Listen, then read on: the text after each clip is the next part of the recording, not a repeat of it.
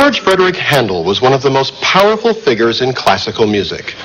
But was he the greatest composer of his time, as Beethoven so passionately proclaimed?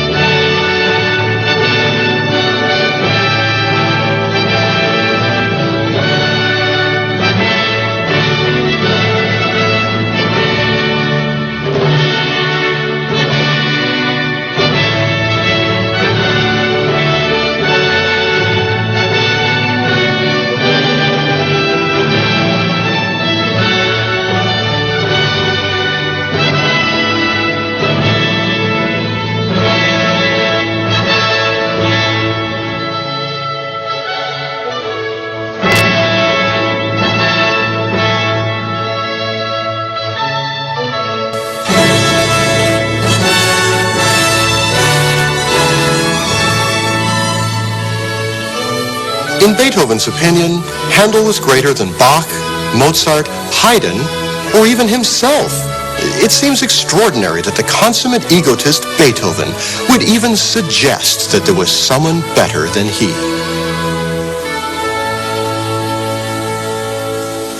I think one has to put it into a context. And the context is that Beethoven, yes, would have been aware of Handel's music. He would have been considerably less aware of Bach's music. People listened to music of their own period in those days. They weren't so much concerned about what happened 100 years ago. And it's possible, I don't know how much Beethoven knew about the various Baroque composers, but it's very interesting that he found Händel to be so great. They have something in common. It was said of Bach that he wrote for God, and it's said of Händel that he wrote for the people. And I think you could say of Beethoven, he definitely wrote for the people. When Beethoven called Händel the greatest composer who ever lived, he was paying one composer's tribute to an earlier composer. I think in his less benign and less humble moments, Beethoven might have felt that he knew of a nominee closer to hand. George Frederick Händel was born in Halle, Germany in 1685, in the same year as Johann Sebastian Bach. He received his formal training in Italy, returned for a brief stint in Germany, and then crossed the Channel to become one of England's most famous composers. Hang on, it gets better. After his death in 1759, the German-born Händel was entombed in London, in Westminster Abbey's Poets' Corner, an honor usually reserved for the most eminent of Englishmen. Suffice it to say, Herr Händel got around. He had a very international kind of career, and in different periods of his life, depending on who his audience was, what the fashions were, and whether he was in Italy or in Germany or in England, he wrote different kinds of music. He was a sponge who assimilated all of these various styles of music and then created a melange out of them. So within any given piece of music, you can trace French influences, German influences, Italian influences, English influences, because he used what he felt was appropriate at that time. He was an extraordinary inventor, and I think that that quality has kept his music before us, because there's never a sense of dullness. The amazing speed at which he could write was another thing that people marveled at. The music just poured out of him. You can see it when you look at the manuscripts. Some composers write in a very careful way. He's obviously in a hurry, because the ideas are coming out of him almost faster than he can write them down. That's a very rare kind of composer.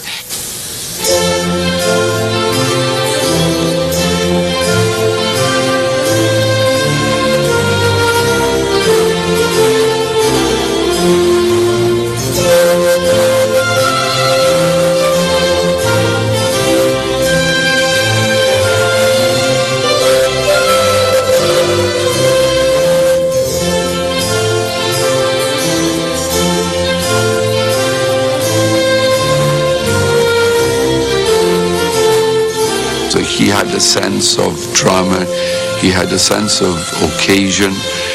Therefore, when he was asked to write the water music, as he was, with the barges going down the River Thames at that time, then he was the perfect person to ask to do that, because he could develop this sense of occasion and he could turn it into a big ceremonial happening and wrote great music at the same time.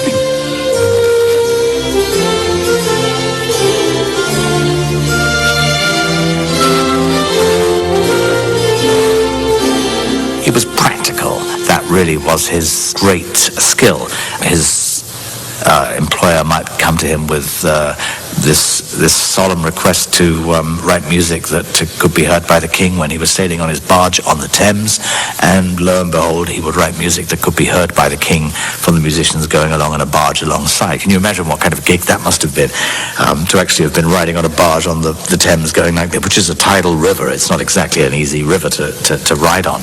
And the king going along in all magnificence. Of course, the musicians would have had to have been in all their best finery, and while you were playing, the boat would be rocking like this, so your reed would be in and out of your mouth.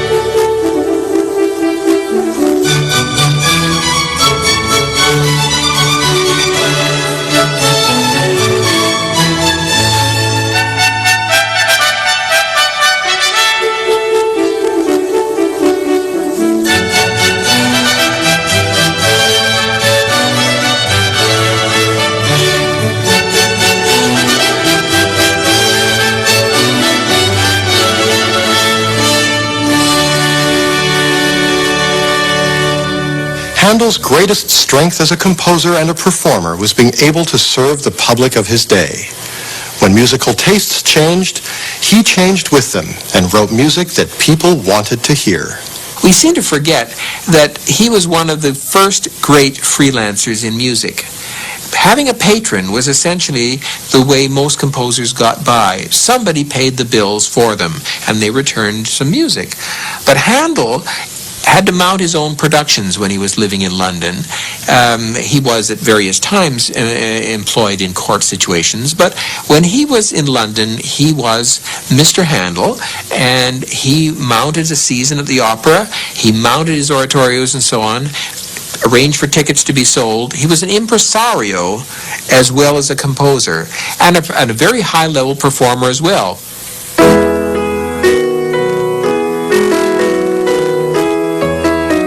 Händel was a brilliant organist, and his improvisational skills were legendary, as are the many anecdotes about his life. One that is often told has Händel ducking into a blacksmith's shop during a thunderstorm and writing a piece inspired by the even beat of the blacksmith's hammer striking his anvil.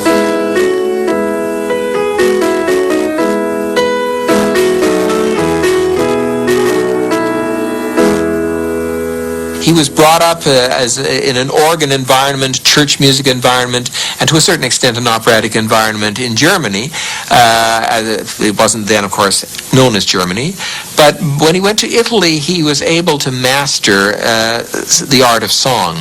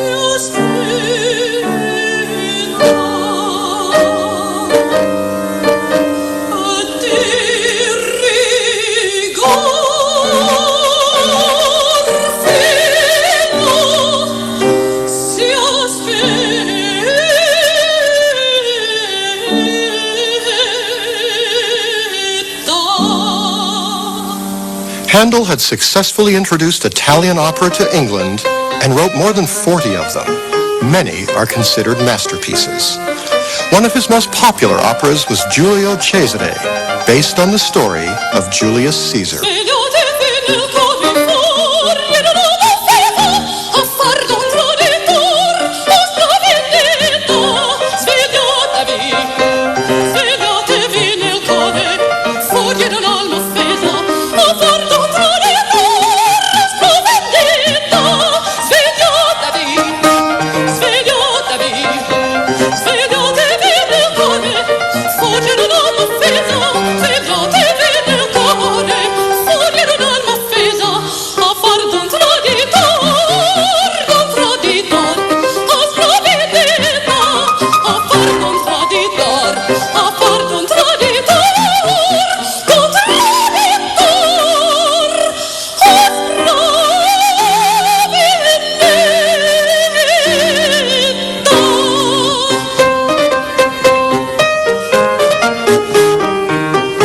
England's love affair with opera eventually cooled, as once again, the public's taste changed.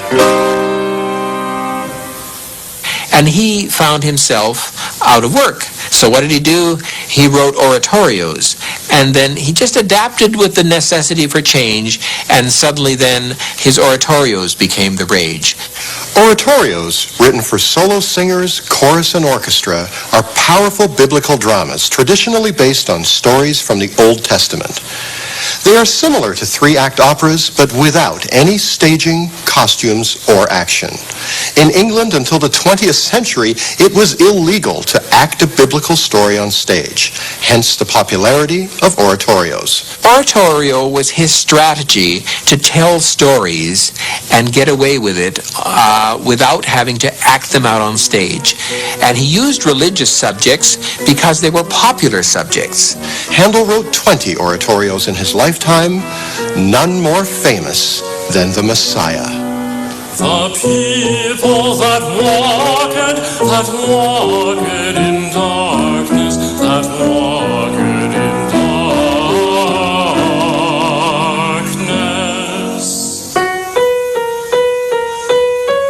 The people that walked in darkness have seen a great light, have seen a great light.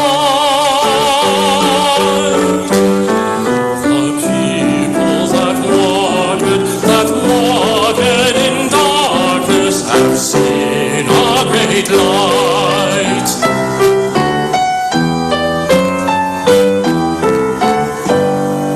The people that walked in darkness, that walked in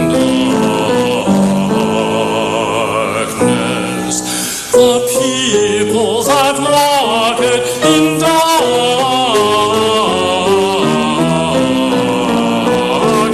have seen a great light. The Messiah, which lasts over 2 hours and contains about 50 musical numbers, was first performed in 1742 in Dublin, Ireland. It was actually part of a series of benefit concerts for prisoners incarcerated in Dublin jails. Ironically, Händel, at the age of 56, feared that he would end up rotting in a debtor's prison himself. Creditors were knocking at his door, and he really needed a big hit.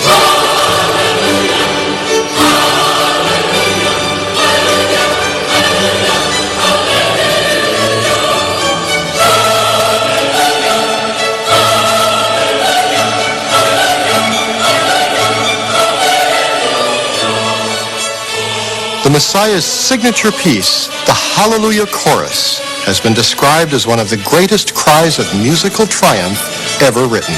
One of the remarkable things about Messiah is that it was composed in 3 weeks. It took him 3 weeks to write it. It's the story of Christ, isn't it? It starts with his birth and nativity. It's the passion sequence in the middle, and then it's the resurrection and then revelation of what is to come. So it really runs the gamut. I mean, we perform it at Christmas time. That's sort of become the tradition, but in many ways it's an Easter oratorio as much as a Christmas oratorio. But I think the appeal for it has just become the incredible power of the music. And in many ways, I think the choruses are phenomenal. How many times have I had to stand up in a concert hall every time it comes along just because King George stood up at the first performance?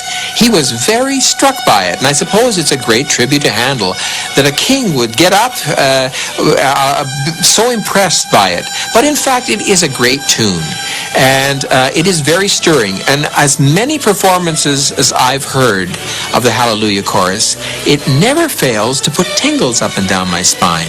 I'm not proud of it. I'm not entirely happy that it happens. I don't like to be gotten at so easily by an 18th century composer, but it works, and it obviously works for other people too. People who never listen to an ounce of classical music will go to see Messiah every Christmas. And, it's not Christmas unless they go to Messiah. So I think history has shown us that Messiah is one of the pieces that will probably last forever and go on forever and be performed forever. And as a performer, I love to perform it. I think it's rewarding to everyone, whether it be the people in the choir, the course members, or the soloists, or the people in the orchestra. I've sung it now how many times, but every time it seems new and exciting. So I think that's, for me, certainly, I think Messiah would probably be one of the main things for which Händel would be remembered.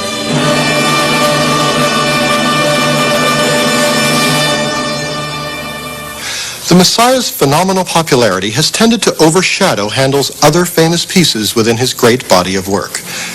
But being known for one defining piece of music is a cross many great composers throughout history have had to bear. It's like the fingerprint for us normal beings. We're recognized just by the fingerprints that we have. The fingerprints for these composers were these exceptional works. Truly, truly, truly exceptional works, which they created. And that's healthy. It's not unhealthy. I think it's a perfectly natural reaction. I think that our culture, we just sort of need to have something to identify somebody with. Somehow it hasn't happened with Shakespeare, has it? There's not one play that stands out as by far the most famous. It's curious, isn't it? But it seems to be the way with music. Somehow we get stuck on one work, and people like what they know, and they know what they like, and they want to hear what's familiar. I think every composer would love to be remembered for the magnificent body of work that they leave behind, but I'd settle for having one piece remembered.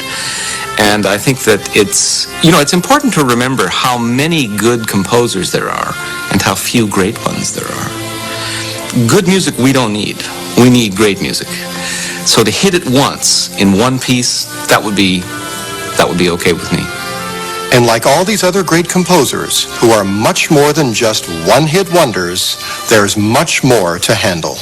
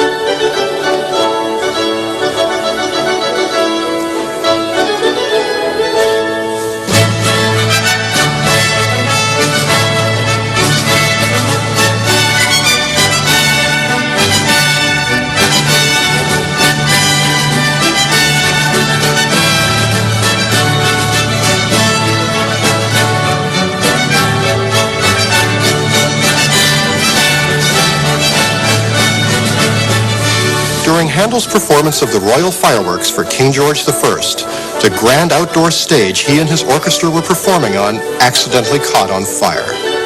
It seems that someone, with rather poor aim, had prematurely set off the fireworks during the middle of the performance. Händel, known for his fiery temper, was more upset about the musical interruption than the threat to his life.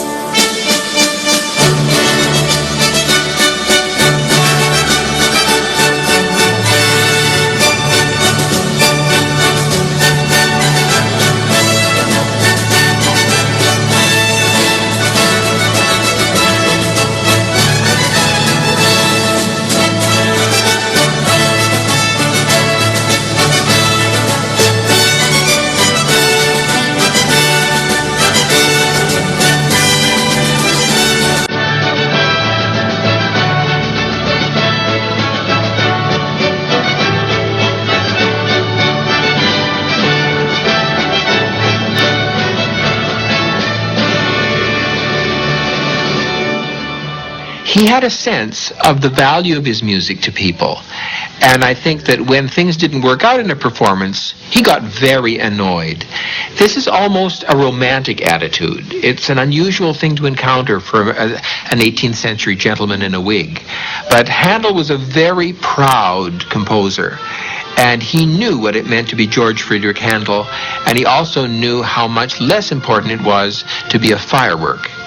Handel's greatest gift to the world is undoubtedly the Messiah. His greatest gift to music was setting the highest standard for the dramatic oratorio. He never married.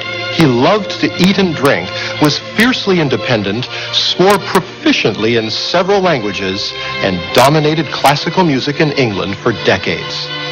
He was a colorful man who led a colorful life and was well aware of his greatness. Once, when colleagues tried to console him over an empty theater for one of his concerts, Händel responded, "Never mind, the music will sound better."